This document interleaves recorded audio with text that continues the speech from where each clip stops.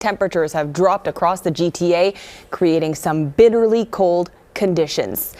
Take a look at the city tonight from our chopper. It is bitterly cold out there, and our Shallima Maharaj joins us live downtown, hopefully bundled up with more on how the city is dealing with this cold snap. Shallima.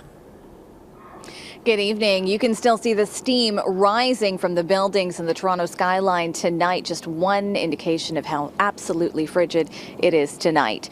Now, earlier on in the day, it was about -9 degrees, but with that wind chill, it felt even more like a biting -18. There is a lot of information out there about just how you can stay warm, clothing that you can wear, but for so many people, they don't have a lot of options. They don't have a roof over their heads. Now, today we heard from the city about what they are doing in order to ensure that people have at least a temporary reprieve from the cold. In our country, we don't have this coldness like the winter cold or snow. Actually, we used to see snow on TV. This is Victoria, who came to Canada from Kenya last November. Alone and afraid, she eventually found a home here at Covenant House. I actually have stepped outside. I've seen people sleeping outside, and as we all know, it's winter, and we are humans. We can die from winter, the coldness and stuff. For me, I'm so grateful to have a shelter, like I have a home. On Monday, Toronto's mayor stopped by for a tour of the building, including a winter respite space. The harsh reality is that Toronto's shelter system is overwhelmed by demand. Our warming centres really are there to provide some surge capacity during the very, very cold weather, as we're seeing right now. Over the weekend, the city says its 4 warming centres were at capacity as the temperature dropped to -12 degrees. Last year, warming centres opened only when temperatures hit -15.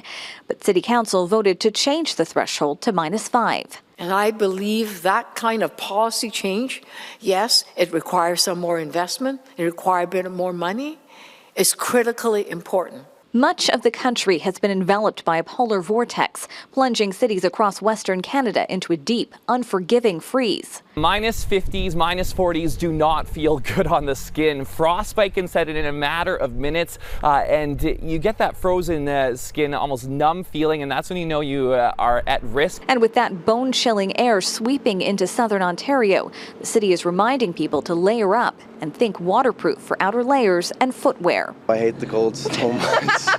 I hate it. I want to not be here.